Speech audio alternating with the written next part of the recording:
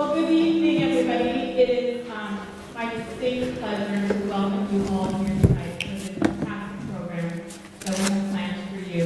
My name is Victor, and I'm the Executive Director of Acting Together New Jersey. Tonight's program is 100% volunteer focused, and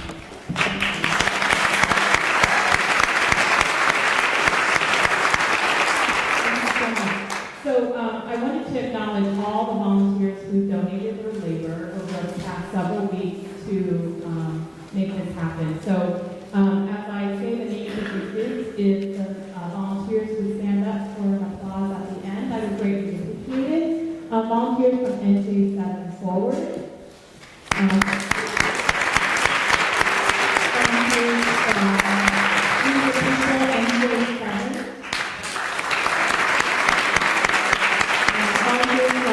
New Jersey, and volunteers from Congressional, New Jersey. So thank you so much. Jennifer Van is from every group. So in this effort, as I just mentioned, it's 100% volunteer. So we are asking for donations, and you could kindly be generous this time of year. It'll offset some of our costs for tonight. As well as donating to the church as well. So if we can ask for you guys to donate, there's a basket outside. If you can just drop a couple bucks on the way out, that would really greatly help us. So this initiative, like most initiatives, it requires one person with a vision to gather and galvanize people and help us to execute it. And it is my distinct honor to welcome the woman who did that for tonight, and that's the president of Blue Wave, New Jersey, Marcia Marley.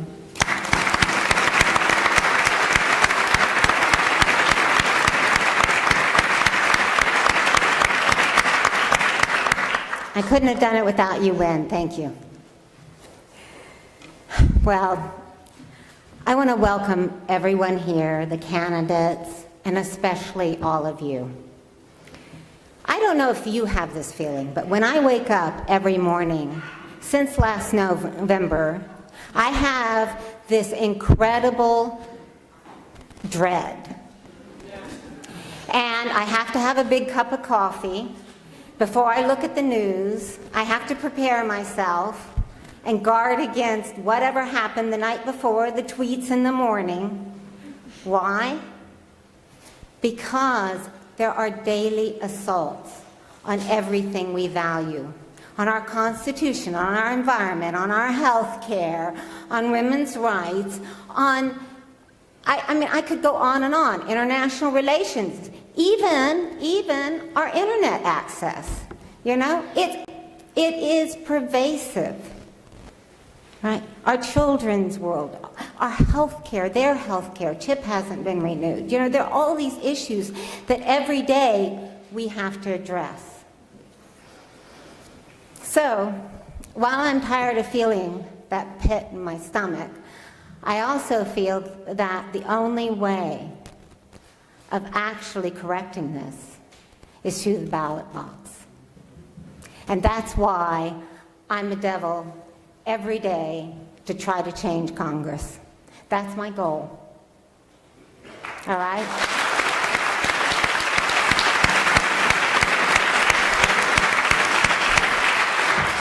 Protests are important. Resistance is necessary. And Blue Wave is committed to ongoing resistance and effective resistance. But we keep doing it. We keep playing whack-a-mole, right? Same thing again, right? But it's not a game. It's people's lives. And that's why it really matters. So, again, to stop this madness, we have to elect rational politicians. We have to elect reasonable politicians. We have to elect politicians that care more about all the people than they care about the 0.001%. All right? And that's why we're here tonight.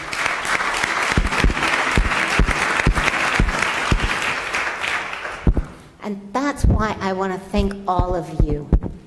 because it is your momentum, right, your enthusiasm that will bring one of these candidates over the top in June and to win, and again in November. All right? It's with your help. They're going to win this district. And why do I know this will happen? First of all, because while not everyone came tonight, we sold out in one day this forum. One day. All right? Now, that is 6 months before a primary. Have you ever heard of that before? Right? Unbelievable. So thank you.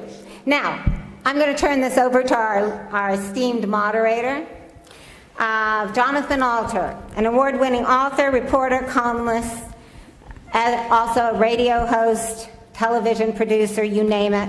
Alter was a columnist and senior editor for Newsweek for 28 years, wrote 3 books on our presidents, continues to have numerous appearances on cable and network news programs, and has even produced and co-hosted his own TV and radio show. Alter, thank you. Thank you so much.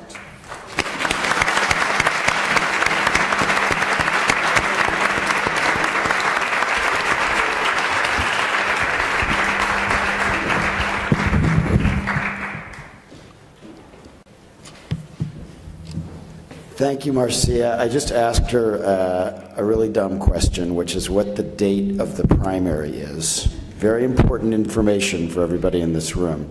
June 5th, 2018. So I want to welcome everybody to this Congressional Candidate Forum. It's not a debate, and I think it's important to understand that. So if you're looking to see punches thrown by the candidates, you're in the wrong place. We're here to get to know the candidates, get as much information as possible so that people can figure out who's best positioned to help the Democrats take back the House of Representatives next year. So this is a little bit of a different decision than when the control of Congress isn't at stake, when sometimes people can vote their, the person they like the best. This choice, as I'm told from perspective of Blue Wave and the other groups sponsoring this event, is about who can win. Because Democrats need to flip 24 seats in order to take back control of the House. And this seat is one of 23 in the country that is held by a Republican in a district carried by Hillary Clinton. It's the only such seat in New Jersey, and Hillary carried it over Donald Trump by only 1 point, but she did win in the 7th. It is, however, historically a Republican district where even well-qualified and well-funded Democratic candidates have lost every election since the lines were drawn in 2000, and in effect since 1980, when the district was a little bit different. The incumbent is Leonard Lance of Clinton Township, who is in his 5th term in the House. He won in 2016 by nearly 11 points. He has been a candidate in more than 20 elections for state assembly and Congress in the last 30 years, and he has won almost all of them. So the ground rules for tonight's candidate forum are that each candidate gets 90 seconds to answer a question, and I will work hard to make sure there's equal time. In round 1, I'll ask the same question of each candidate in alphabetical order. In round 2, I'll ask different questions of different candidates, many of them suggested by you and others online. Because winning back the House is such a priority, I will ask more than the usual number of questions about strategy. And we will focus on the hot issues, we'll focus less on the hot issues of this week or this month, and more on what might be winning issues for Democrats a year from now. If a candidate wants to use a portion of his 90 seconds to first address a question I asked another candidate, that's fine. But if I don't think that the question I asked has been answered, I may cut in for follow-ups. I will definitely cut in when the 90 seconds has expired, if one of you hasn't stopped. You will not hear any questions that use the word gun control, entitlements, or single payer, because I think those formulations are leading with your chin if you're a Democrat. You may hear common sense, gun safety, Social Security, and Medicare for all. The ground rules for the audience: no booing, applause, or other interruptions. I think we can all agree that the easiest way for Democrats to lose next year is to form a circular firing squad. Round one for all the candidates, starting with Peter Jacob. By the way, for the qualifications and background, there's information that you saw on the way in about all of these candidates. So for Peter Jacob, what are the three biggest issues you would stress in a general election campaign? Having run before in 2016, I had the pleasure of meeting many of you, as well as going out throughout the district and meeting Democrats, Republicans, unaffiliated voters, people across the political spectrum. Issues of healthcare were important. Issues of environment were important. When you talk about healthcare, when you have that discussion, when I came across those Trump voters, I'd be honest with you, when you could talk about that one issue that brought people together was that issue of Medicare. And when you have that discussion, why not bring it from 65 down to 0? Everybody's covered. Simple fix. People agree with that. The environment is a major issue. People know that we need to bring back investment. I believe here in the 7th District, we know that we have some of the leading solar panel integrators in all the Northeast, in Flemington, right here in Bedminster. We need to put our young people to work. Our brave and intelligent young people need opportunities, and we could be a beacon, that green beacon for the entire nation and the entire globe to follow. But I think the one issue that struck people's hearts is the role of the corrupt money that buys out politicians. There is a tsunami of money that enters the pockets of politicians and drowns out our voices. We need desperate campaign finance reform. We need candidates who say no to super PAC and corporate PAC money. That's where our campaign made our stand. That was one issue that brought everybody together. Gautam Joes. Thank you, Jonathan, for the question. Thank you to all of you for being here, to Blue Wave and the groups for sponsoring. I'll start, by the way, by answering a question I get frequently. What does my name mean? It's Gautam Joes, and it's an ancient Indian name that roughly translates to Congressman from the 7th District. I'm running for Congress. I'm running for Congress because I believe in the promise of America. The promise that if you worked hard and played by the rules, you'd have a fair shot. So my three biggest issues, number one is what I call democracy 2.0. That right now, we're at a moment in our history, like after this, the revolution when we passed the Bill of Rights, after the Civil War, 100 years ago when we gave women the right to vote, and in the Civil Rights era. These were important moments in our history when we passed constitutional amendments. Democracy 2.0 are three constitutional amendments that we need right now. Number one, a guaranteed right to vote for every citizen without interference from partisan gerrymandering and without voter suppression.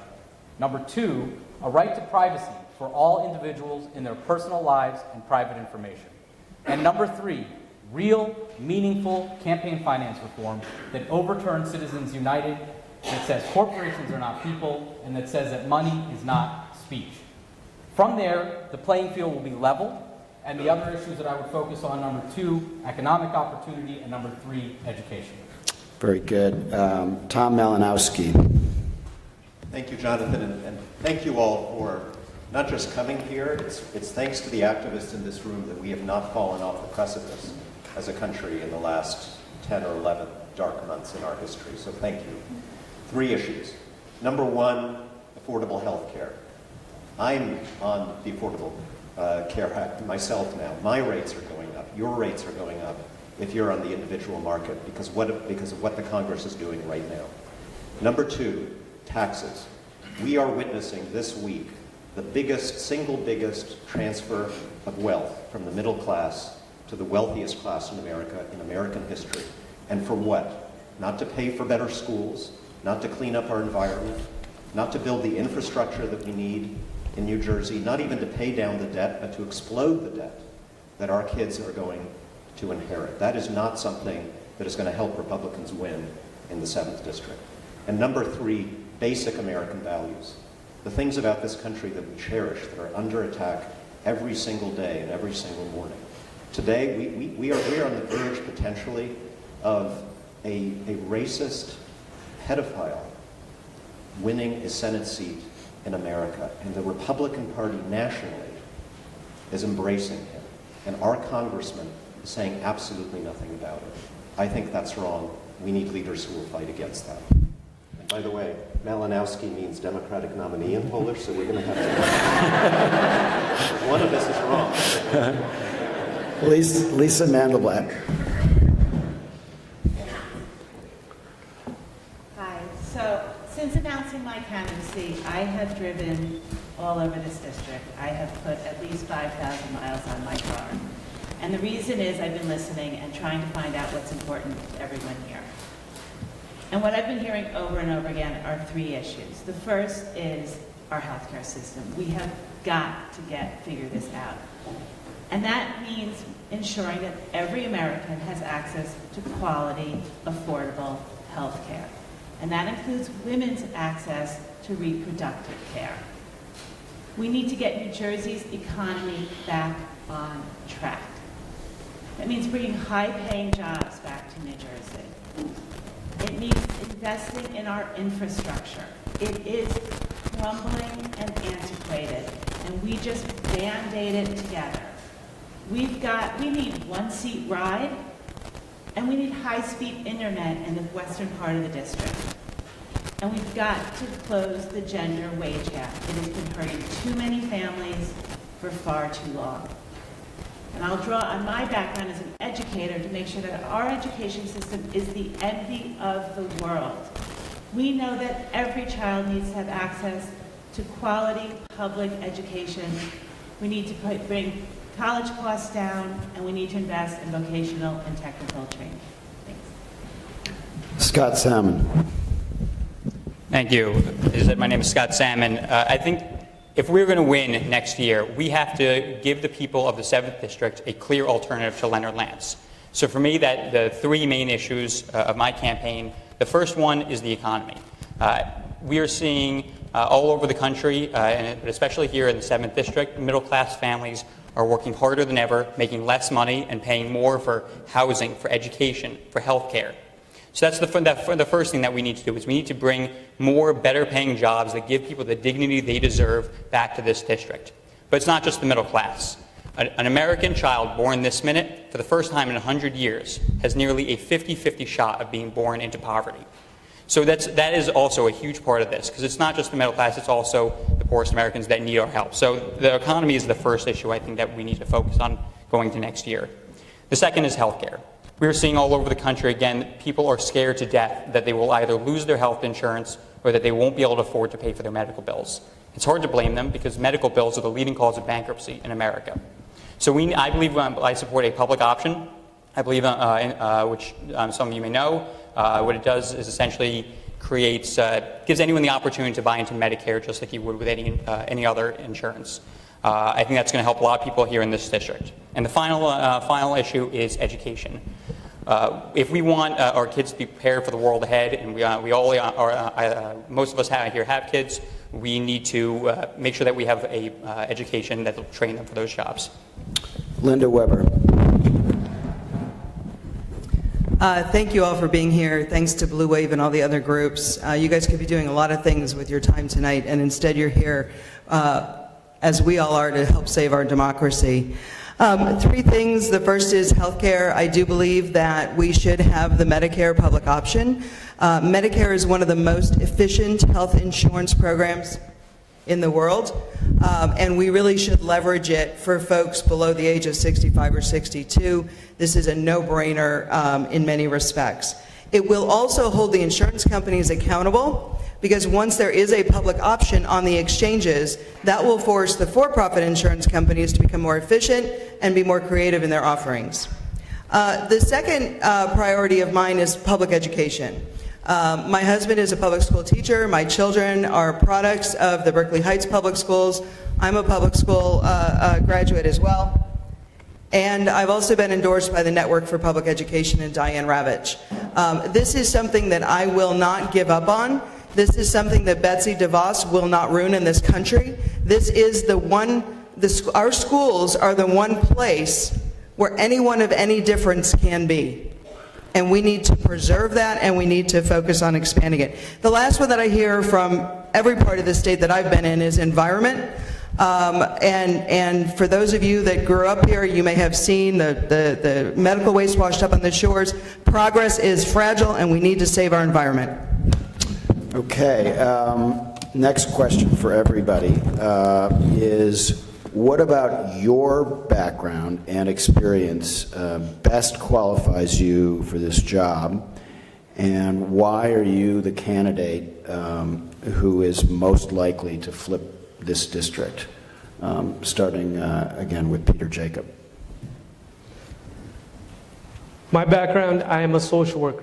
If there's something to see, we see it. The families who work 2-3 jobs, don't make ends meet, our veterans who served our nation but come back home jobless, homeless, and suffering from PTSD, our senior citizens who have to choose between food, rent, and life-saving medication every single week. What is a social worker? Someone who works with individuals and communities directly. They're on ground zero every single day. Those are the skill sets, the communication skills I've developed, the knowledge base, the challenges of the 21st century are seen firsthand. That's what I want to bring to the U.S. Congress. After all, we have way too many lawyers and businessmen. I think it's about time we have somebody who speaks up for the people, who's been there firsthand, to challenge what the status quo is. In reality, at the end of the day, we need a democracy and an economy that works for each and every single one of us. And someone who is a community organizer, whether it's the opioid crisis, whether it's a lack of health care, whether it's immigration, we see it firsthand. And our ideas are our intersectionality between gender, poverty, race, is all intertwined into addressing. So what is a social worker? What is a congressman? Pretty much a social worker in Washington, D.C. Gautam Jawaz. I got my start in civic engagement as an organizer, as an activist, organizing people to get involved in politics and in their communities. I organized national youth political conventions. I started a youth and government program in Washington, D.C. Then I became a litigator. As a litigator, I fought for civil rights, for civil liberties. I represented Robbie Tolan in the United States Supreme Court. Robbie was a young, unarmed African-American man who was on his knees on his parents' porch when he was shot 3 times in the chest by a police officer. When we won his case 9-0 in the United States Supreme Court, it was the first time in 10 years they'd ruled in favor of a civil rights plaintiff in a case like that. I've worked on immigration matters, LGBT issues. I helped a gay man from Jamaica get asylum in this country. Orian Scott, I used to call him my client, and now I call him my friend. Orian Scott had his life threatened in Jamaica. He applied for asylum here. The agency said they were going to turn him down. We got him asylum in this country. Then he got his green card. Then he became a citizen. And now he's studying for his doctorate, and he works right here in our district in Cranford. I've stood with victims of domestic violence, of sexual assault. I've been yelled at by a judge. I raced out of my office one day at the Harvard Legal Aid Bureau, took my client Maria to court, and he said I was being disrespectful because I wasn't wearing a tie. I've fought on the issues that are under attack right now. Civil rights, civil liberties, immigration, LGBT issues, sexual assault, domestic violence. I've worked with our family business in the construction and infrastructure fields. My experience is on what's under attack right now, and that's how I'll beat Leonard Lance. Tom Malinowski. Thanks. So, you asked a practical question, and I'll try to give you a practical answer. We're going to need, to win this race, we're going to need basically 3 things. We're going to need to inspire, progressive voters, Democratic voters in this district to work hard and to come out. We're going to need to appeal to moderates and even to Republicans who are fed up with Trump but also want to be reassured that the Democrat who's running is someone who will represent their values. And we're going to need to raise the resources that we need to communicate our message to every single voter in this district. Well, I am a lifelong progressive Democrat who has fought at every single level for the values that unite us in this room. I took on a Republican president to stop the use of torture in this country, and I won. As President Obama's Assistant Secretary of State for Democracy and Human Rights, I fought here and all around the world for women's rights, for LGBT rights, for our privacy on the internet, to get people out of prison in dictatorships, to stand up to dictators like Putin and Kim Jong-un. So I think I can inspire people. But for the Republican and moderate voters, I can also show them a record of working with both sides. I'm really proud of the fact that I was nominated for my last job by President Obama, and I was introduced to the Senate at my confirmation hearing by John McCain. I think that's a story that will appeal to all kinds of voters in this district. And finally, on resources, because of the work I've done, I'm a kid from New Jersey who's worked all over the world and all over this country. I think I can bring the national attention and support we're going to need to take on Lance and win this seat. Thank you so much. Lisa Mandelblatt. So I grew up in this district. I went to public school in this district. I chose to move back to this district to raise my children after going to Cornell, where I actually had the opportunity to work for Congresswoman Patricia Schroeder. In between all of that, I was a lawyer, or my husband calls me a recovering attorney. I practiced law. I did mostly corporate litigation, but when the opportunity came along to help a Somali refugee mother and her 2 children who were seeking asylum in this country, I jumped on a chance to work on their case. But after my kids were born, we moved back to Westfield, and I got involved in my community. We joined Temple Emmanuel. I chaired the Early Childhood Education Committee. I was on the Board of Trustees of the synagogue forever, and I became PTO president. And after spending so much time supporting schools, I decided it was time to work in one. So I became a substitute elementary school teacher for 10 years. So I bring a very different background to this. I know how bills become laws and how policy is formed. I know how those laws are interpreted, and sometimes to the benefit of the people who are interpreting them and not to the client. I've seen how those laws affect our communities and our friends and our neighbors and our children. And I'm going to make sure that I fight every single day for those values and those people. Scott Sam. So I am an attorney. I represent small business owners all over New Jersey. A lot of them are in the 7th District. And what I do is when they find themselves in trouble, they come to me and they ask my help to stand up on their behalf in court. And so that's what I do. I understand as a result of that what most people I think in this district are going through, with the issues that they're facing, the struggles that they're facing. I mentioned before that we have to give a clear alternative to Leonard Lance. I think that's one of my strengths, I believe, is that I'm going to be able to do that because I know what people in this district need, because I help fight for that every single day. And so because of that, I'm going to be able to stand up and say, these are the things that I'm going to do for you in Washington. And I have some political history experience as well. I have worked on a number of campaigns from the local all the way up to the presidential level. I helped out in Josh Gottheimer's race in the last election, helped flip the 5th district, so I have a little bit of experience flipping a district from red to blue. Before that, I actually worked for a congressman, Mike McMahon. He was a Democrat from Staten Island, which if any of you know Staten Island, you know it is very red. And I was also there able to help that district as well. So I think my combination of knowing what this district, what the people in this district are looking for, and my political experience are going to be able to help when I flip this seat next year. Linda Weber. So I think I have unique experience that gives me the ability not only to win this race, but to be successful as your Congress member. I have a 30-year career as an executive in technology and finance. I've been a board member of the American Cancer Society here in New Jersey for many years and chose to live in this district 13 years ago to raise my children. I am rooted in this community. I have raised millions of dollars in this community for the American Cancer Society. I have chosen to send my children to public school in this community.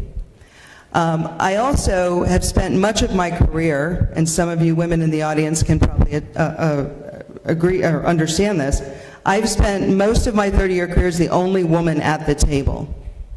And that, I believe, has given me the ability to develop skills to work with people who are different than me. I've had to do it. I've had to do it to launch businesses, to launch product, to solve problems, to negotiate large contracts.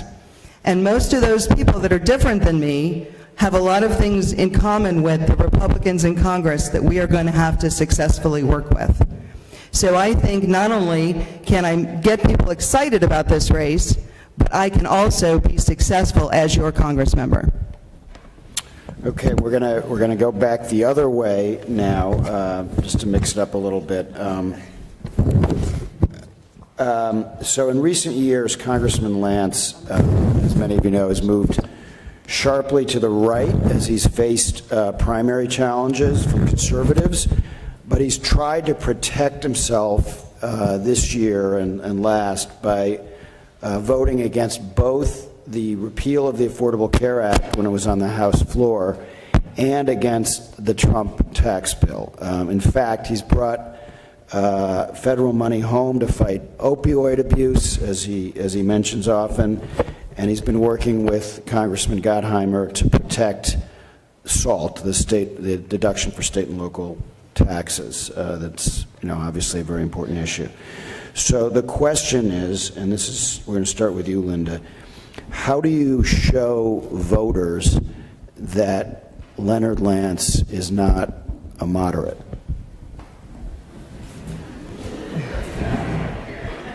Many of you have heard me answer this question before. So Leonard Lance is not the moderate he plays on TV. He has a horrible voting record. He used to be, when he was in the state legislature, relatively moderate. He certainly was a supporter of the environment, among other things. He went to Congress and he flipped. He went to Congress and he lined up right behind the Speaker of the House and took the marching orders and did what he was told to do, or did what he was allowed to do in the case of his vote against the AHCA. Leonard Lance's voting record is what we're going to focus on in my campaign. Leonard Lance's voting record that does not represent the people of this district. 80% of the people in New Jersey support Planned Parenthood. Leonard Lance has a 3% Planned Parenthood score, up recently from 0. Leonard Lance does not represent the views and values of our district, and we will focus on all of those points in his record. As it relates to the AHCA, sure, Paul Ryan allowed him to vote against it, but that doesn't discount the 63 times he voted to repeal and replace the ACA. That doesn't do it. He supported the environment when he was in the state legislature. That does not erase the 13% League of Conservation voter score that he has for the last 7 years in Congress. Leonard Lance does not represent us, and we will use his voting record against him on a daily basis to defeat him. Scott Salmon. You convince people or you show people what Leonard Lance's voting history is by doing it one-on-one. I mentioned that I helped out in Josh Gottheimer's race last year, and we relied a lot more heavily on television advertising. This is not a district that is going to be won with a 30-second ad spot where they say, oh, they just see a couple numbers and they say, oh, Leonard Lance, he's not really the moderate, he says. No, we are going to have to go out and meet every single voter. We're going to have to knock on every single door. We're going to have to go out and talk to these people and talk to all the voters of this district, because most of them aren't paying attention. Most of them don't see what's going on in the news every day because they have their own things that they're focused on. So the only way that we're really realistically going to be able to show all the numbers that Linda just said is by talking to each of these people one-on-one, and we're going to need a big campaign to do it, but we're going to have to go out go out and find voters wherever they are and talk to them. That's how we're going to show them. Lisa Mandelblatt. We are going to stick his record to him like glue. He cannot hide from the fact that he used to proudly display on his website that he voted 67 times to repeal the ACA. He took it down because of all of you. But we don't forget things like that. We know that Lance has voted somewhat more in our interest lately because he's been allowed to. He gets a pass from Paul Ryan. When Paul Ryan has enough votes, but these guys aren't stupid. He knows he's got enough votes. He knows this seat is incredibly vulnerable. Look at this. He's going to give him a pass where he can. But the thing that Leonard Lance never does, I've heard it said, he's always there when you don't need him. He never holds his party accountable. He never says, I'm not passing this out of committee because this bill is a disaster. He passes it out and then gets a pass to vote no on the floor. We are going to make sure everybody knows what Lance is up to, and we're going to do it with all of you. Thanks. Tom Malinowski.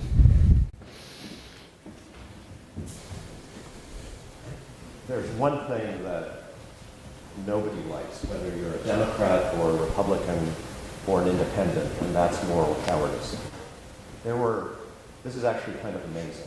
There were 40 elected Republicans in the Congress who at least had the integrity to say that they were going to vote against Donald Trump in the election last year. And most of them represented districts that were a lot redder, a lot more conservative than the 7th District of New Jersey. Leonard Lance was not one of them, as we know. His voting record is as conservative as everybody has suggested. As everyone else has suggested, he's brave when they allow him to be brave, which is not really brave at all. On the tax bill, he's out there today with, I'm afraid, a Democratic member of our delegation, with a press release that suggests that he's fighting to save state and local tax deduction. That is not going to happen with a press release. The time to have stood for that was when the bill was on the floor of the House of Representatives, where he could have, had he wanted to, try to organize other so-called moderate Republicans with Democrats to file an amendment to stop it. So, in sum, the guy votes with Donald Trump 95% of the time, and the other 5%, he's useless. What we need is not just someone who puts out a press release, but someone who can influence the outcome. And that's not Leonard Lance. I think people are going to get that. Gautam Jones. You know, they say integrity is doing the right thing even when no one's watching. Year after year, when Leonard Lance thought no one was watching, he was voting dozens of times to repeal the Affordable Care Act. He voted in 2011 for concealed carry reciprocity. Today, now that he knows his seat is on the line, he decided to vote he voted in favor of it in 2011. Today, he voted against it. But the most important vote that Leonard Lance casts is on day one for Speaker of the House. And as long as he's backing Paul Ryan, this tax bill, the concealed carry bill, and everything else that comes out of the Trump administration is part of the Trump-Lance agenda, and his fingerprints are on it. Now, the question was, how do we communicate that? There's 75 towns in the district. I'm going to all 75 towns in 75 days. I think it's time to run a different kind of campaign, one that's more engaging, more creative and interactive on social media, one that speaks to voters and doesn't just speak at voters. So that's what we need to do. I agree it's about his record. That's a little bit about how we do it. And I agree that it's time to repeal and replace. It's time to repeal and replace Leonard Lance. Peter Jacob. In 2016, when I ran against Congressman Lance, nobody expected somebody with barely any money, no name recognition, expecting that Leonard Lance was just your usual moderate and was undefeatable. We have the strongest campaign to date with nearly 45% of the vote because we went out there and we stated the facts. Leonard Lance used to be a pro-environment, pro-choice, pro-the people of his constituency representative till he got to Congress. And I often say he's not really our congressman. Paul Ryan is often our congressman. And when you got somebody who says out in public, and watch the magic hand wave while the other's behind his back, quite the magician, saying, I'm against this, that, and third, I'm against Trump, but then votes with him 90% of the time. Folks, ultimately, we don't need to just oppose things, we need to fight for things. The fundamental problem in our government is not individuals. It's not Leonard Lance or Donald Trump. These are symptoms of a larger problem.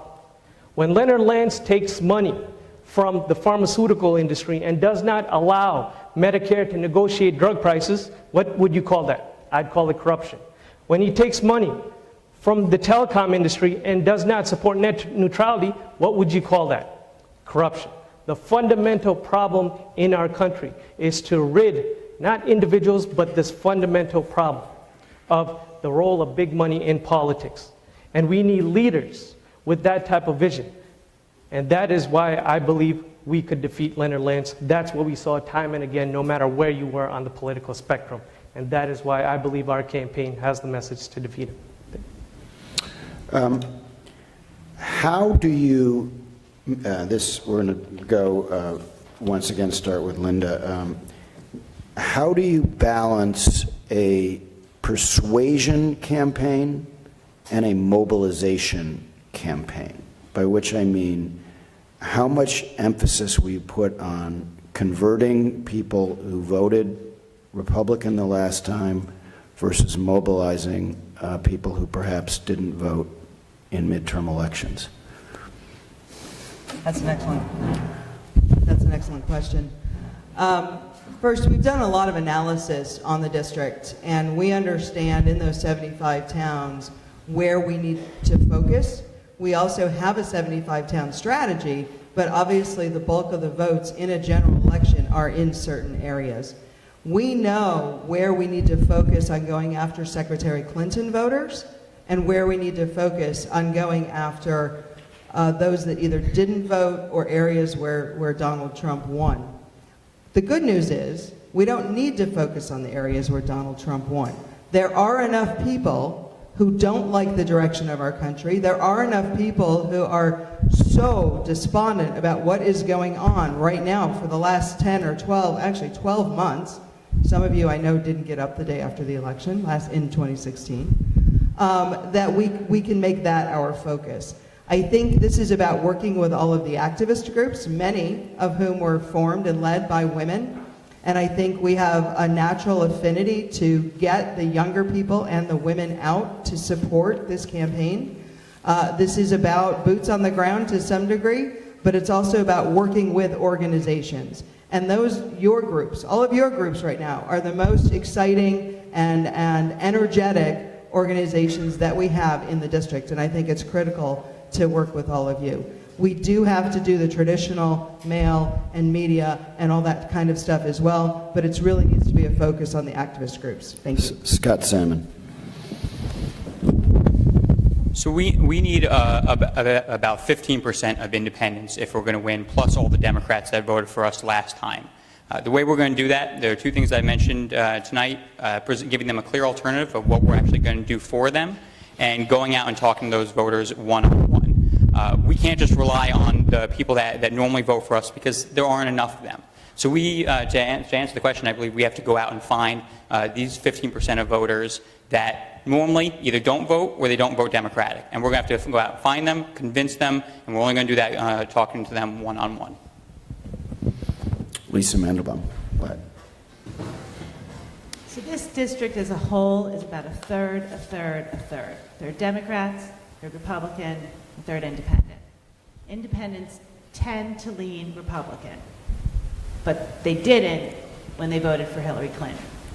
So persuasion is going to be a really big part of this, and it's going to be making sure we're talking, or I'm talking about issues that are important to voters, and focusing on trying to broaden our umbrella, or tent, or whatever you want to call it, and make sure that we're getting as many people engaged. So There's the get out the vote thing, we're going to do that later, but we're going to be spending a lot of time talking to people, hearing them, listening to them, responding to them, making sure that we're talking about issues that matter and speaking simply about issues that matter. We were at candidate training and they said Republicans speak in headlines, Democrats speak in pages. So we're going to have to try working on headlines a little bit. Not to dumb it down, but to just make it more inclusive and we're living in a society where everything's coming at us really quickly. So we've got to make sure we do that. We're then going to get into get out the vote and making sure and that's going to be all of these activist groups. And as Linda said, these groups have been really female-based, and we're going to tap into that because women get things done. Gotham Joyce. Oops, Miss Tom Malinowski. I'm sorry. Sorry, Tom. Hi, I'm Gautam. So the mobilization is already happening. Look at this room. This is an example of that. In the deepest red parts of the district, we've got people coming out, running for office where we haven't had Democratic candidates before, coming to meetings. Maybe we got 5 people a year ago, now 50 people are coming out. I was in Tewksbury last night and met a woman who won a seat in the school board for the first time in that town by going and knocking on doors and by asking for people's votes. We weren't asking for people's votes in a lot of parts of this district before. So the mobilization is happening. And on persuasion, I think we need a unifying message. And the Republicans have given us so many gifts in just the last few months. Look at us. We are now the Democratic Party. We're still the party that fights for the middle class and for working people in this country. But we are also now the party of fiscal responsibility. We're the party of lower taxes in New Jersey. We're the party of patriotism. We're the party of defending this country. We're the party that does math. We're the party of science. I'll take that message to every part of this district and win. Thank you. Gotham Joyce. So the question was about how much of this is persuasion and how much is mobilization. It obviously has to be both, as the prior candidates have said. When it comes to persuasion, I'm meeting with people every day who tell me that they have historically been Republicans, but not anymore. I met with a gentleman who works for a hospital network, and he said, I voted for Leonard Lance every time he's been up for anything, and come November, I'm going to vote for whoever has a D next to their name. So there are persuadable people in the middle, and even in that case, a Republican, who are looking away from the Republican Party precisely because of what's happened over the last year. And when it comes to mobilization, I talked about this a little bit. It is about running a 75-town strategy. It is about being interactive on social media and being more engaging. This is a midterm election. Historically, not a lot of people vote in midterm elections. Small numbers can make a big difference. It is about expanding the electorate, building on a lot of the work that has been done, these groups that are out now, the people in this room who are on the front lines every day. So it is about expanding the electorate, being more creative, running a different election, and that goes to mobilization and ultimately it goes to persuasion as well. Peter Jacob.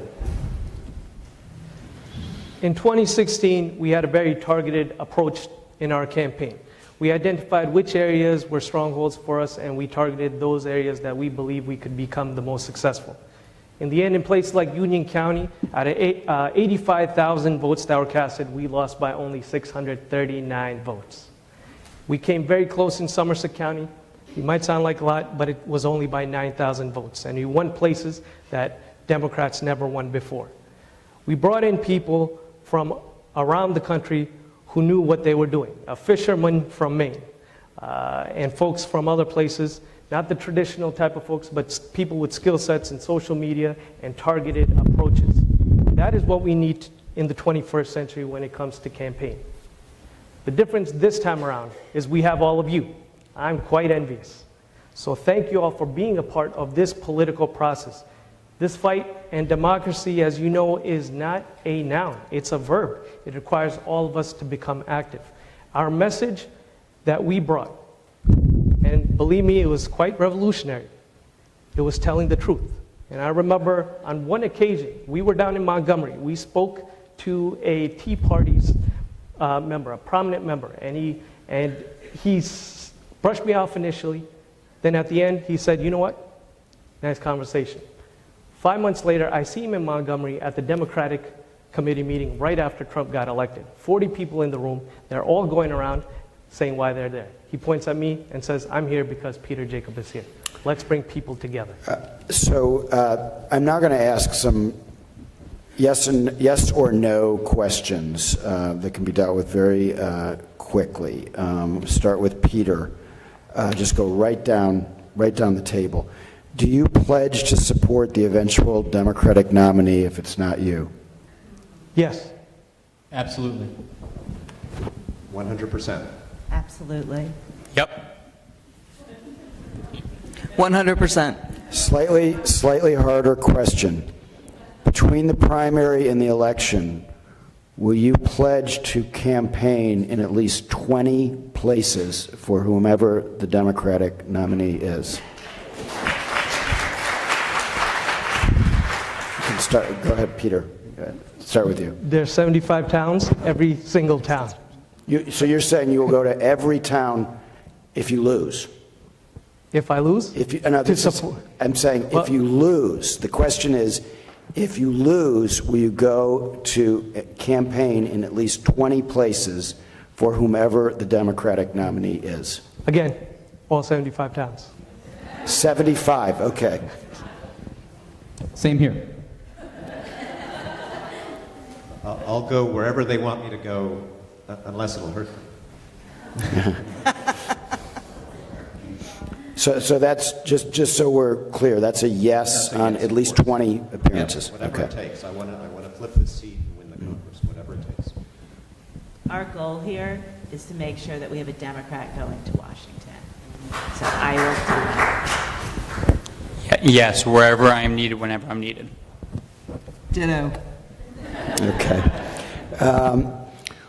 Starting again with Peter, will you pledge to obey in this campaign, in the primary, what former Democrat Ronald Reagan called the 11th commandment, thou shalt not speak harshly about a member of your own party? Yeah, we're not running against each other. We're running to promote a democracy and an economy that works for all of us. I believe we should have good, positive conversation, not attack ads. We're Democrats. We know to behave better than that. The answer to the question is yes. You know, we've got 6 candidates here, any of whom would be qualified to take out Leonard Lance. The differences between us on policy are minuscule. The differences between us are nothing compared to the gulf between us and Leonard Lance and the Republicans. So absolutely, we'll do whatever it takes. We're running a positive campaign. We're not here to bash each other. Here. And I think Democrats are obeying that rule all over the country, despite what you may hear. Think about all the horrible pieces of legislation that have gone before the Congress under the Trump administration. We have not lost a single Democrat in the House or the Senate. I wish we could have said that when I was in the Obama administration on some of the issues that we worked on. But right now, we are as unified as a party as we ever have been, and I think we will be through 2018. Absolutely. We are going to look. What I want to do is for people to get to know me and the issue and where I stand, and that's how I'll differentiate myself. But bashing these guys here is not going to be something I would ever do. Yes, I believe that everyone up here on their worst day is better than Leonard Lance on his best. So. Absolutely yes, and I just want to point out how nicely Lisa and I are passing the microphone back and forth. For those of you that may have seen the cat fight comment on Inside NJ. Okay. Absolutely 100%. A question that a lot of Republicans who might potentially vote Democratic want to know about the Democratic candidates.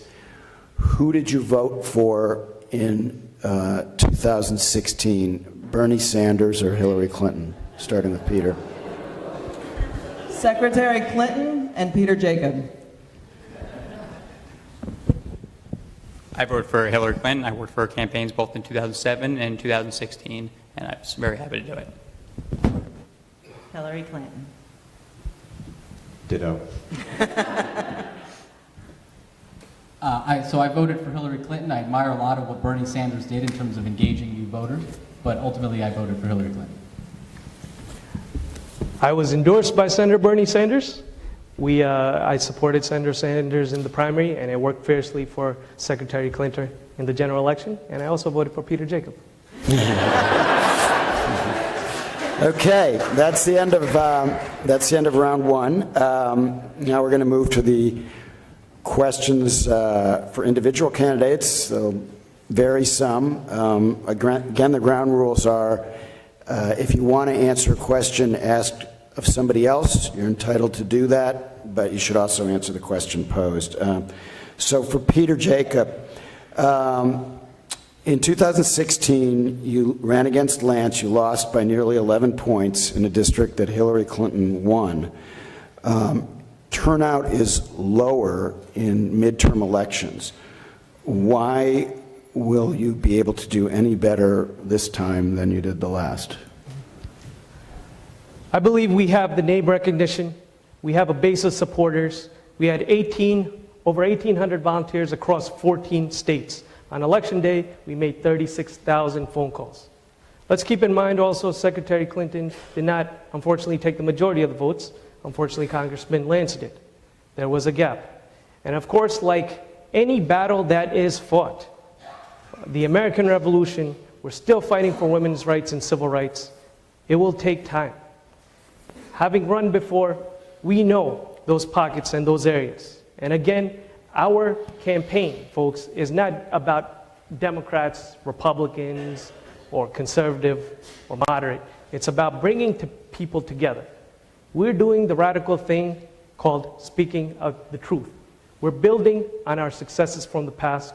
We know what our challenges were in the past. It's about going into those places, whether it's Hunterdon, Warren, Morris, Union, Somerset, and building a coalition of people to come together so we could bring them to Washington. Gautam Joas, in 2006, I believe, an earlier cycle, Leonard Lance was in a debate with a Democrat and who did not live in the district, which is permissible by law. And in the middle of the debate, he asked his challenger, "Who are you voting for on election day?" "I know who I'm voting for, me." And the election was over in that moment. You moved recently into the district. How do you respond to concerns that you haven't been here long enough to represent this district? So it's true that my wife and I recently moved to the district because this is where we chose to raise our kids. I was born in New Jersey. I grew up here. My parents have our family business here. And we came to Summit because the schools are great. They're great opportunities for our kids. I want everyone to have those kinds of opportunities, and that's why I'm running. We're going to all 75 towns in the district because we're reaching out to everybody in all corners of the district.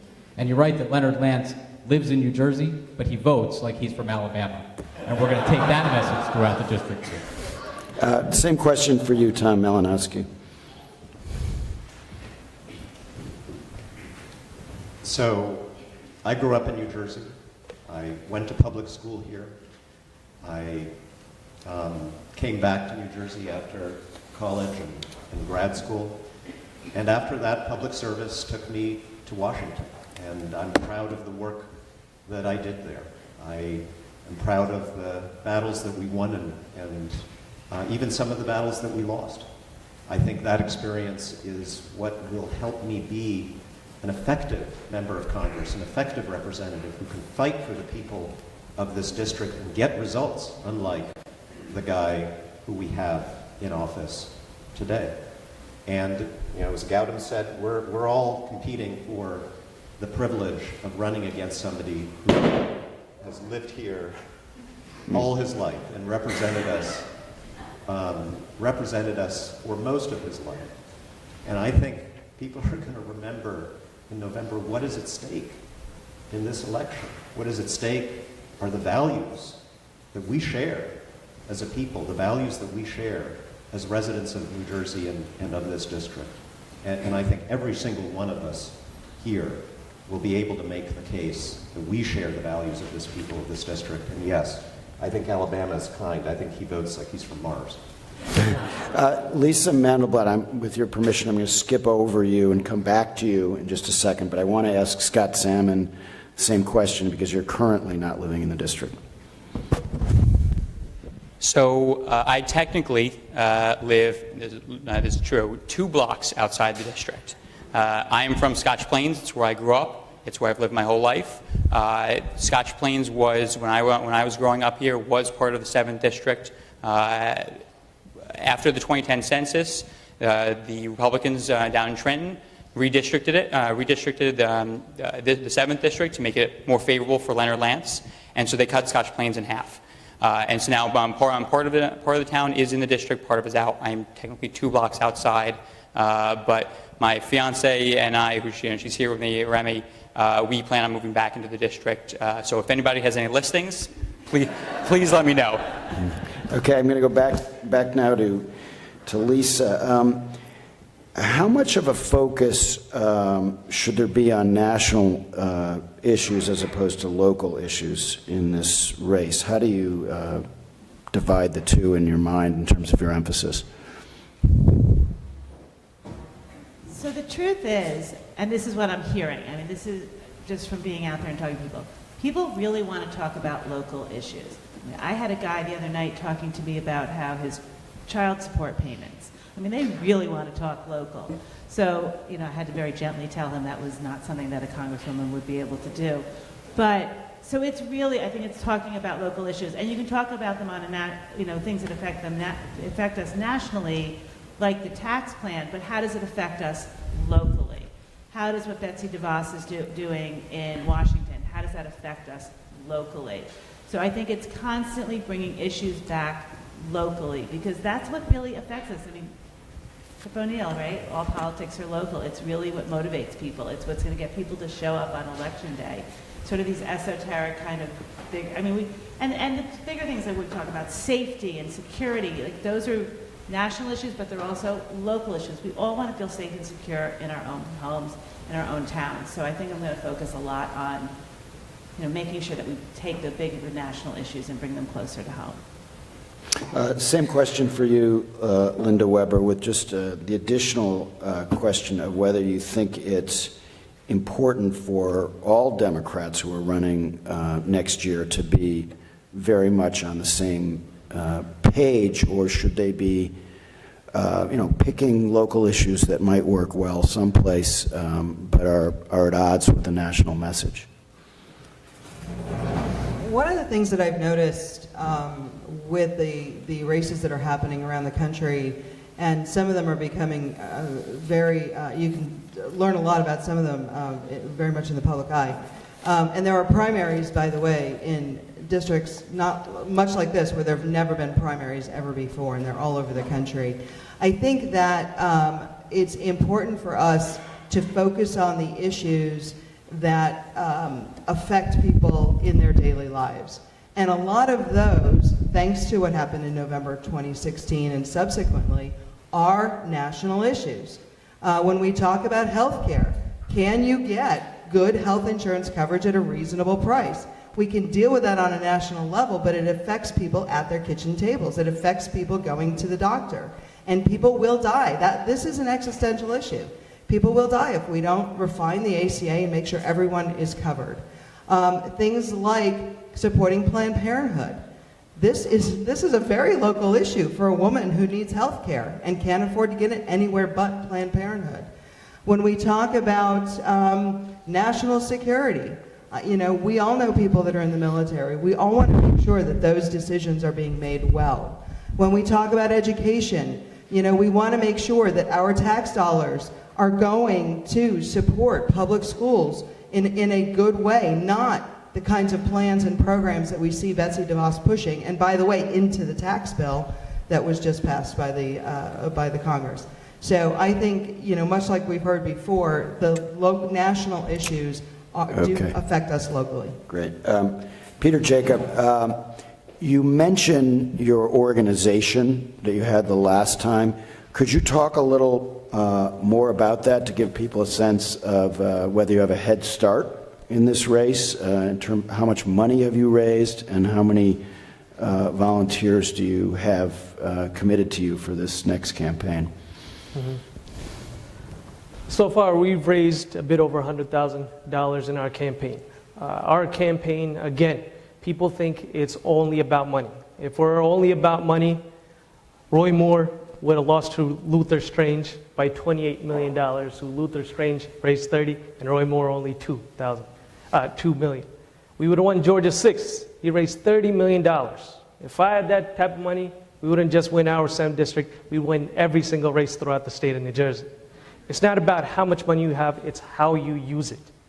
And our campaign has proved that we had the most cost-effective congressional campaign, some people have said, in New Jersey history. We spent $2 per vote and got the most bang from our buck.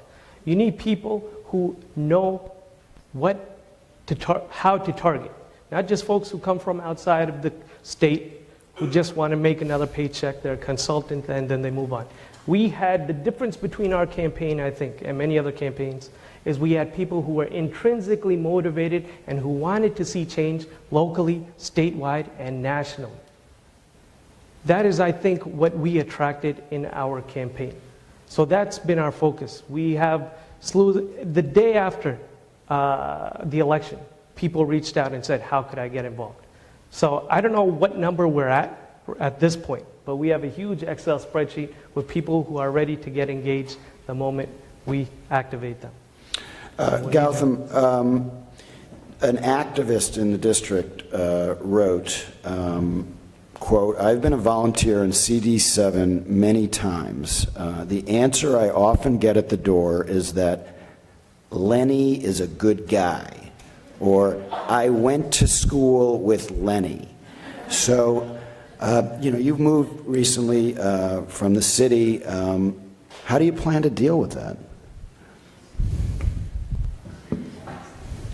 We've talked earlier about the message, about persuasion and mobilization, the values that are important to us as Americans. I'm running for Congress. The theme of my campaign is keeping America's promise. That's true for everybody. And that's true whether Lenny's a good guy or you went to high school with him or he lives down the street from you. I've been out, as part of my 75 town visits, I've been out in Leonard's hometown. And I meet people who say, I want to vote for a Democrat and it's time for change. And that's true in his hometown. It's true, as I mentioned earlier, people that I've met that have said, I voted for Leonard every time he's up for anything. And by the way, the gentleman that I'm thinking of is somebody who knows Lenny from way back. And those people are looking for change. And it's because the values that we all hold true as Americans are under attack in Washington, and the Trump-Lance agenda is part of the problem. It's true for civil rights, it's true for civil liberties, it's true for the things I've been fighting on, and it's true for the fundamental opportunities that people feel are slipping away. It's not an accident that in the last 8 years, income around the country is up. In our region, in New York and Pennsylvania, it's up. And in New Jersey, it's down 6%. When your income is down 6%, that's going to hit you in the pocketbook whether you went to high school with Lenny or not. The idea of keeping America's promise, of expanding opportunity, is true across the district. The values that are under attack are what I've been fighting on. The opportunities that people need are what I've been working to uphold. And that's how we're going to beat Leonard Lance. Same question for you, Tom, with the addition of how much you plan to stress your Washington experience and your experience on human rights over the years. Well, I think those are two different questions. Two related questions. Yeah. Sorry. You don't get more time from them, unfortunately. Well, if Lenny's such a nice guy, then we want him to spend more time with his constituents. And look, people are smart, and they know that the job of a member of Congress is not to be nice, it's not to be good. And I'm not going to vilify Leonard Lance. There's too much personal vilification going on in American politics right now. What I'm going to do is to point out that the Republican Congress, that's what we're running against. They don't have our back in New Jersey.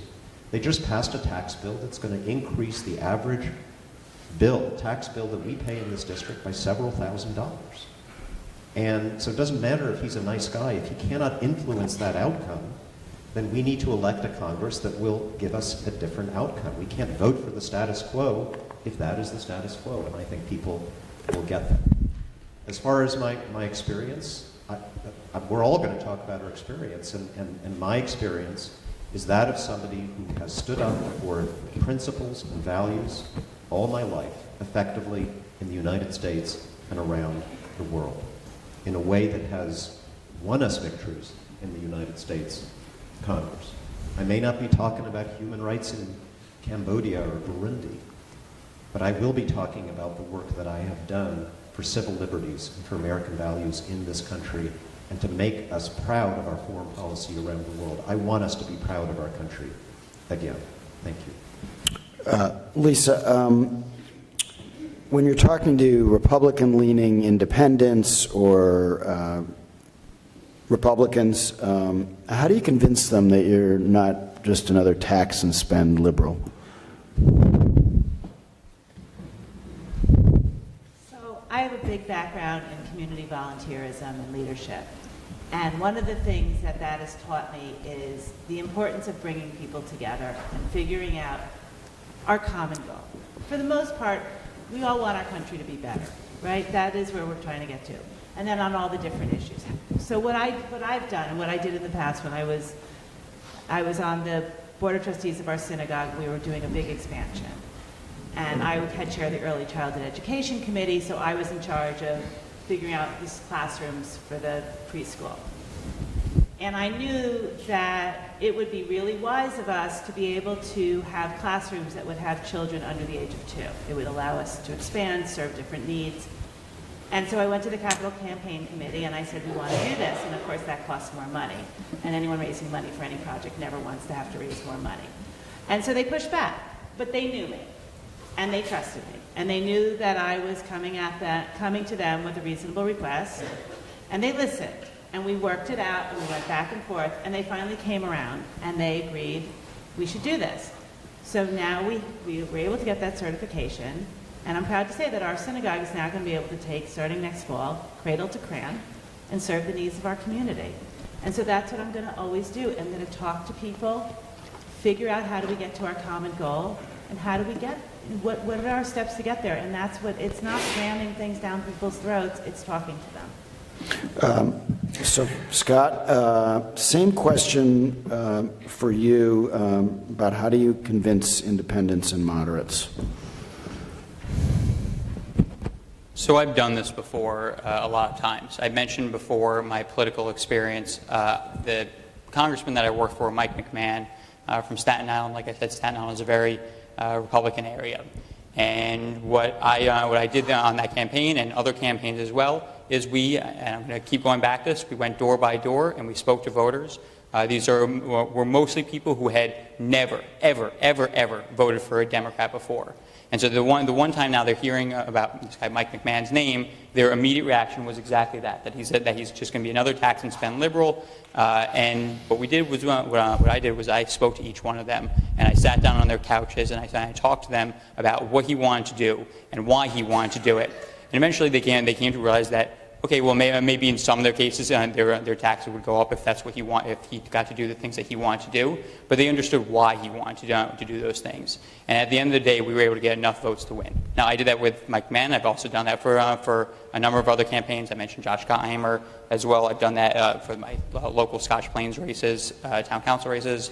I've done that out in Pennsylvania and Virginia, places where they never vote for Democrats. I've gone and I've talked to them. I talked to people one by one until we show them, one, what we're going to do, and two, why we're going to do it. Linda Weber, you mentioned you got support from Diane Ravitch. She's against charter schools, which are very popular in this district. It's an example of an issue where maybe you're, if that's a reflection, maybe you're to the left of sentiment in this district. How do you convince people that you're not too liberal for this district? About charter schools. Charter schools are ruining the public school district in Franklin Township. Charter schools in the state of New Jersey are forced down our throats because they're approved in Trenton. And the local taxpayers have no say over what charter schools come to their communities. They have no say about what amount of their tax dollars are going to be used to fund those charter schools. They have no ability to hold those schools accountable.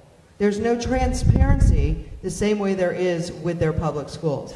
I think the centrist voters in our district want to know that their tax dollars are being well used and not wasted. Charter schools don't get better outcomes on average than the public schools. And in fact, when we talk about some other programs like vouchers, which Betsy DeVos would love us all to have, it's a complete waste of money. I'm a former statistician. I'm all about governing by fact. And we have facts around these types of things in public education.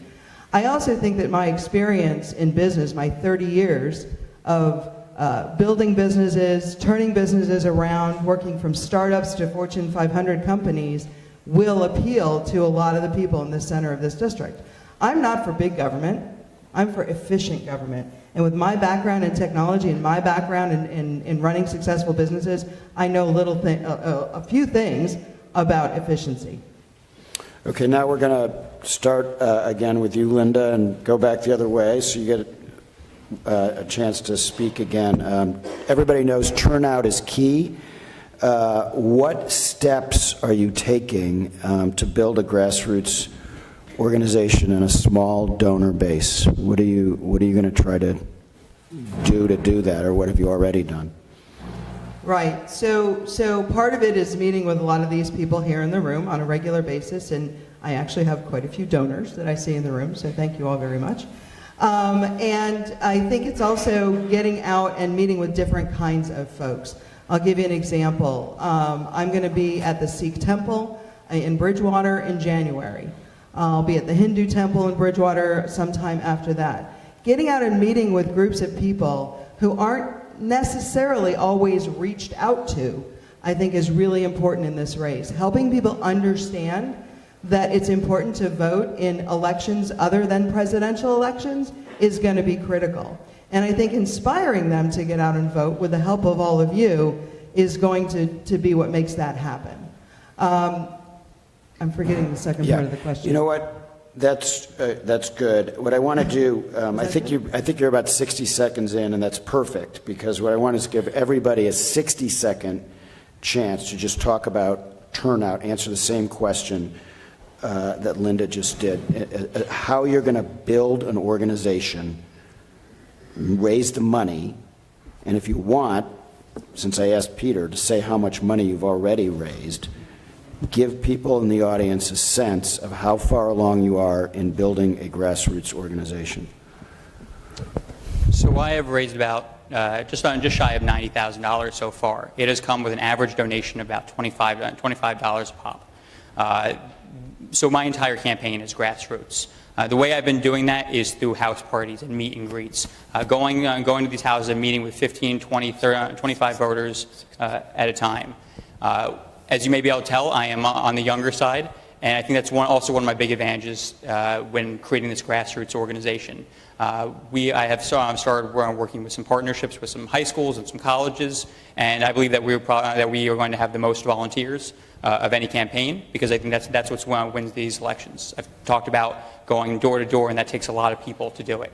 So I've already started building out my campaign on doing that, and that is both in terms of money and in terms of getting people out for persuasion. We're going to be getting a lot of people out there, so that way we can convince enough people to vote for us. Great. Lisa. First quarter, I outraised Leonard Lance.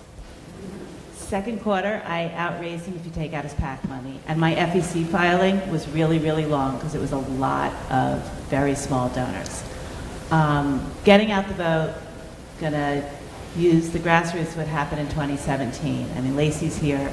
It was, these folks showed up, the energy, the excitement, voter turnout levels were off the charts for an odd year.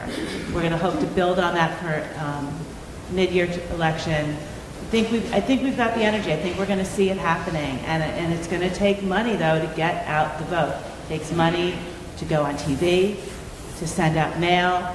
We can't, I mean, I'd love to get money out of politics, but we live in a reality, and we're going to have to be able to really be able to touch voters, because you can't knock on 700,000 doors.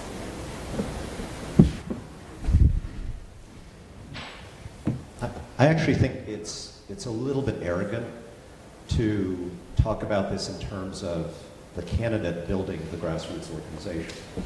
Because number one, the grassroots organization is already being built, not by us, but by the grassroots. That's what makes it a grassroots organization.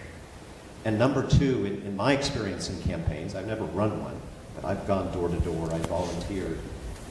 I found that the most effective door knockers, the most effective grassroots surrogates for a candidate are people's neighbors. They're people who live in a neighborhood, who are already active there, who already know the local issues, and then who are inspired by the candidate to give them the gift of their service for the duration of the campaign.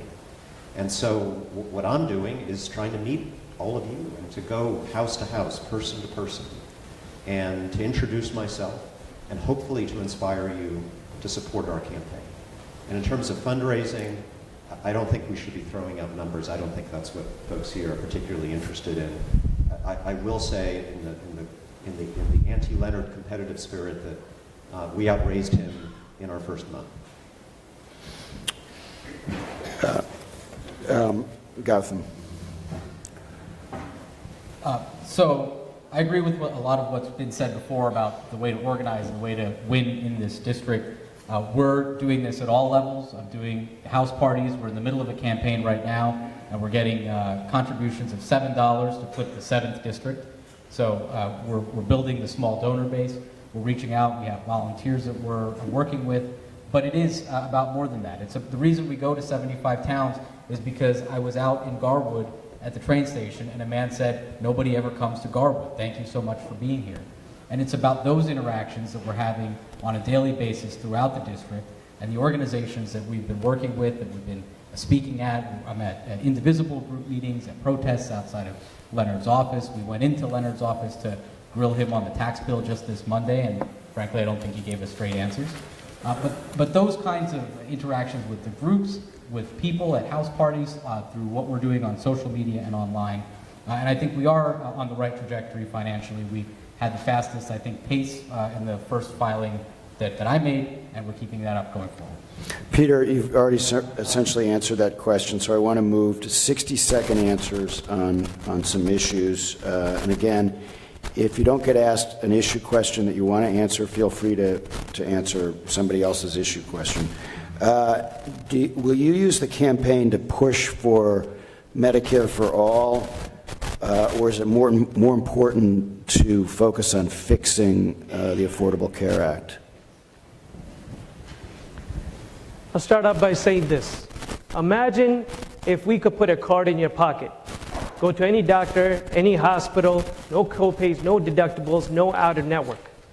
Imagine you're a young kid who just graduated college, has this vision, but stuck at a job because you need health insurance.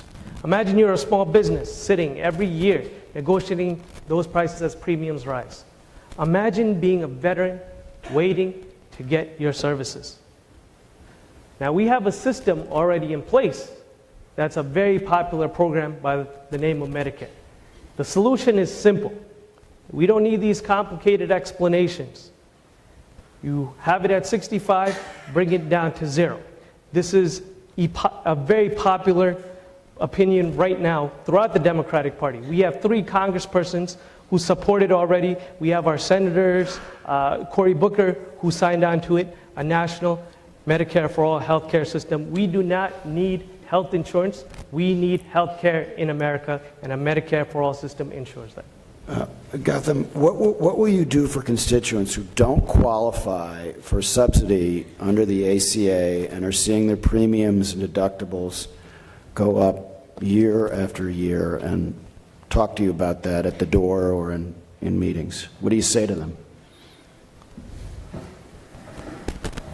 I start by saying that health care is a right. I was at work one day when I got a call from a number I didn't recognize, and on the other end of the line was the voice of a man that I didn't know. And he told me that my wife said to call me because our son had an accident at the playground and was going to the emergency room. In that moment, the only thing I could think about was whether my son Vikram would be okay. And that's all you should think about. You shouldn't have to worry about whether you're going to go broke or whether you'll have to file for bankruptcy, whether you'll be able to afford those expenses if you lose your job. When premiums are increasing and people are facing affordability issues, I met recently with the former Director of Government Relations for the Hospital Association here. And he pointed out that the Affordable Care Act, in addition to expanding coverage, has brought the rate of health care cost growth down. And that's because we're focusing on community care and continuity of care, quality of outcomes. The Affordable Care Act is moving us in the right direction. And as long as the Republicans in Congress are trying to take away health care, we won't be able to strengthen the ACA to continue to bring costs down, and that will help with the premiums and the deductible issues that you mentioned. Tom, I want to ask you about reproductive rights. Leonard Lance tried to defund Planned Parenthood in 2011. What do you say to people who ask you what you will do to protect reproductive rights in Congress? I will support funding for Planned Parenthood and for women's health. I will support it because I think it's a right. It is fundamental to human dignity, because it's good for women, because it's good for men, because we have seen what support for reproductive health has done for this country. We're seeing a decline in the teenage birth rate. We're seeing actually a decline in the number of abortions in America.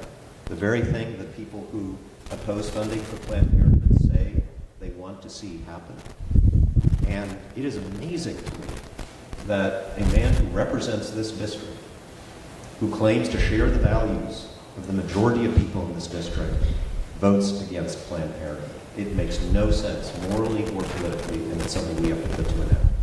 Just very quickly, is there anybody in this group who is not pro-choice? If so, raise your hand.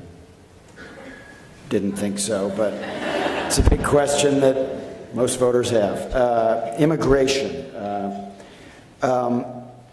What are your plans to protect immigrants in this district from anti-immigration policies, and your views on how to develop a path to citizenship?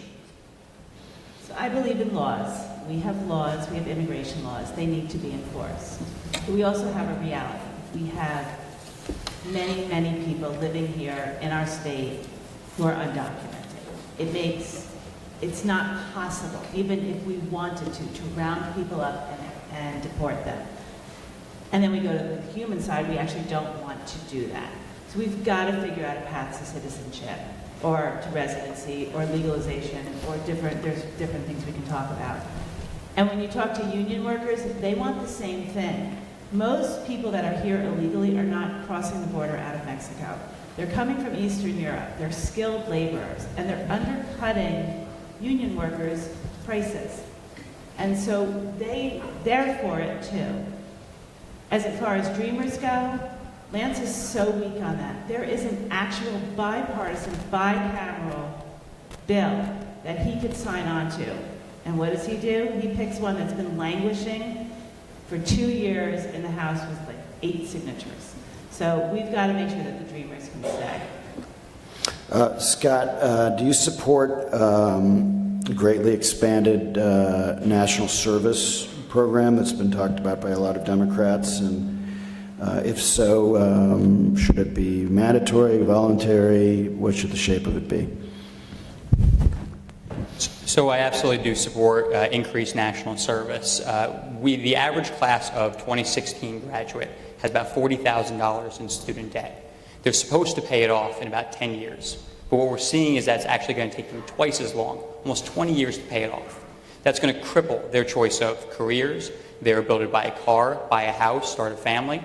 So I do support increased national service, and I think that should be one of the main ways that we give, one of the main options that we give students to pay back that debt. I think we should expand the Peace Corps so we can have our students come home, work for 2 years for a reduced wage, part of AmeriCorps, and in return they have their student loans forgiven at the end of those 2 years. I want to see our students come home and become teachers and police officers and firefighters. I want to see them come home and help solve the problems of America. Linda, you've been in banking. The GOP tax plan is going to add over $1 trillion to the national debt. After that, presumably, the Republicans are going to come back and say, we're really deficit hawks after all, and you have to cut social programs. How are you going to argue against that?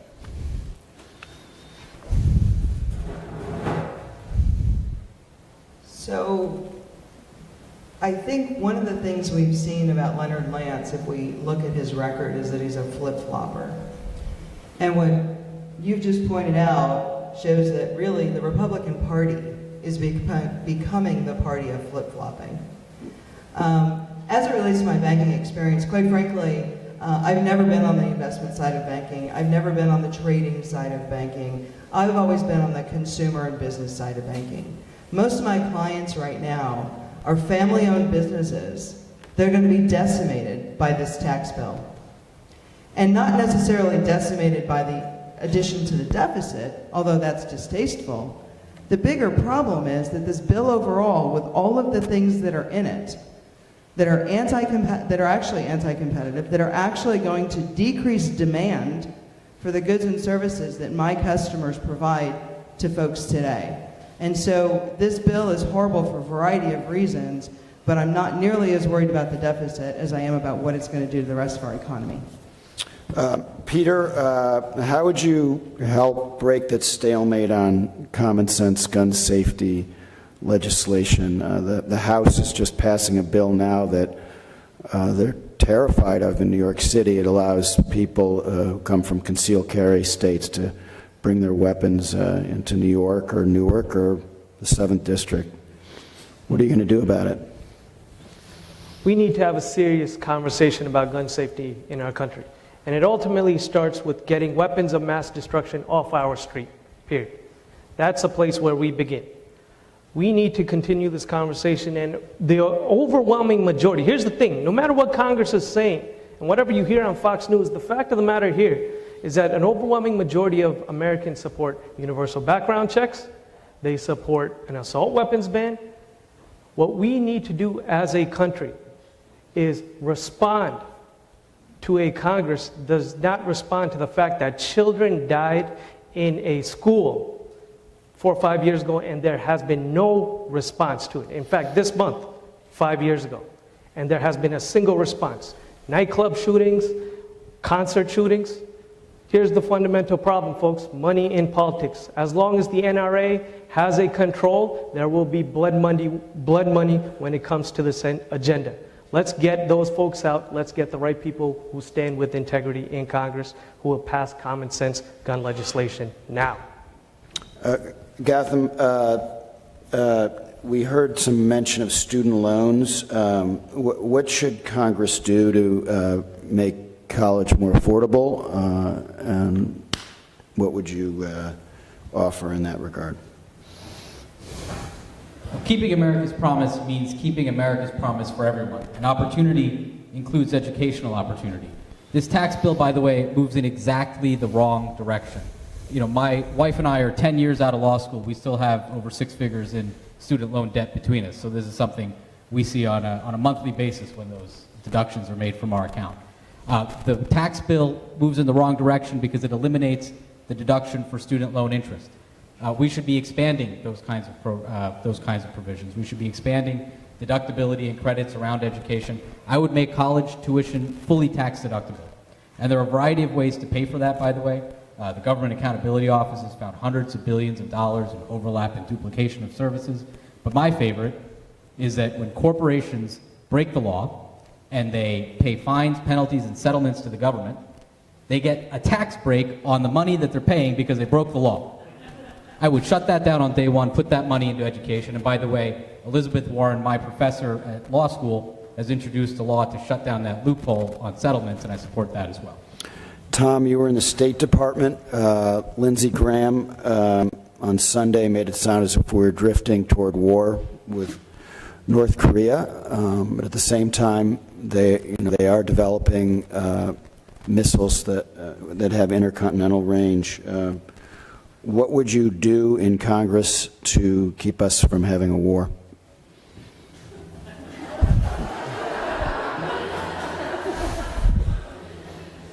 I got it covered. So this is, I'm glad you asked, because with all of the daily drama that we're facing, the tweets and everything else, I think we're not as aware as we should be of how close we are to something that could be catastrophic in terms of North Korea. If we preempt, if we provoke, if we start a conflict with North Korea and they strike back, there are millions of people in South Korea in the crosshairs of their artillery. There are thousands of American Marines in the crosshairs of that counterattack, and we will have to respond. And then we will be in potentially a catastrophic conflict that will cost us an amazing amount. When I was at the State Department, I actually ran a program that is the alternative to that path. I ran a program to get information to the people of North Korea. We were flooding it with little flash drives, with Wikipedia in the Korean language, books, movies. We were sending movies by drone across the Chinese-North Korean border. I used to think that I ran Netflix for North Korea. And it was fun, but it's also very serious business, because in this way, if we take the time to do it, we can undermine that regime and deal with the very serious threat that it poses to us from within. So support diplomacy, sanctions, that kind of work, but please, please, not a war. And Congress can actually, sorry to go over, but Congress can require the president to seek prior authorization before launching a preemptive attack, and I would support that if I were in Congress today. Lisa, net neutrality. How should younger voters think about that? How should all voters think about that, and how would you respond to the particular concerns that younger voters have about it? Internet access is a necessity at this point. It's like our electricity, it's like water. It needs to be regulated under the same rules. Without Title II of the Communications Act, internet providers can slow down. They can slow down the speed. So they can make it so Bing is much quicker and Google and Chrome is much slower. What that does is it drives users to Bing, right? And then this is the part that scares me the most: is they can start kind of controlling the information that we're getting. And that to me is terrifying, especially with this president in the White House who has done everything in his power to discredit facts and to discredit our media and our press. So that inability for the internet providers to be able to control information is terrifying. And so I fully support net neutrality. Scott, on the environment, Leonard Lance has a 13% rating from the League of Conservation Voters, but he opposes the Penn East pipeline, which is a big issue, and he opposes withdrawing from the Paris Climate Accords. So how would you keep him from stressing his credentials as a moderate, and how would you approach those issues? So Leonard Lance has not met a pipeline that he opposes outside of his district. He supports every other pipeline except obviously the one that's into his district. The reason being because he wants to show that and pretend like he's a moderate. But we discussed his record earlier. One of the biggest strikes against him, I think, is one of the first votes he cast this year was a vote to repeal what's called the stream rule, which essentially makes it easier for corporations, these big corporations and conglomerates, to dump their garbage and trash inside streams and other creeks like that. So I think there are certain things in his own past that we can show. As for myself, I think I support a massive overhaul of the infrastructure program. And I think at the same time as we create jobs and rebuild our infrastructure, we can also stop climate change. So when we talk about things that he supported in the past, I can also talk about the things that I support important I would do to help stop climate change. One more question, and Linda gets the last question. What should Congress do about sexual harassment? They should do what most American businesses do and actually have a functioning HR department. They should have training and rules and policies that they follow, and that they've hired people who are experts in this area, like most of our companies have, to implement them and to enforce them. I could almost guarantee you that if there were more women in Congress when that slush fund was created to pay out sexual harassment settlements, if a lot of us women were there in Congress, that slush fund would never have been created. These criminals need to be held responsible for their behavior. And I'm shocked that we still haven't stood up and said Congress needs to have a human resources department and sexual harassment policies and punishments like every other major corporation in our country has. Thank you. I want to thank everybody for coming tonight and letting us go over. It was an excellent conversation. I just wanted to say thank you for a couple of people. Senator Robert Torricelli's in the back. Say hello. I want to say thank you to our very important Democratic chairs here. Peg Schaefer, say hi. Chip Robinson, stand up. And her vice chair is here. Come on, for Somerset. And in the back, Leroy Jones for Essex County. Thank you so much for coming. And thank you, and wait, we pay $500 for the use of this facility. Please give several dollars, $5, $10, as you go out.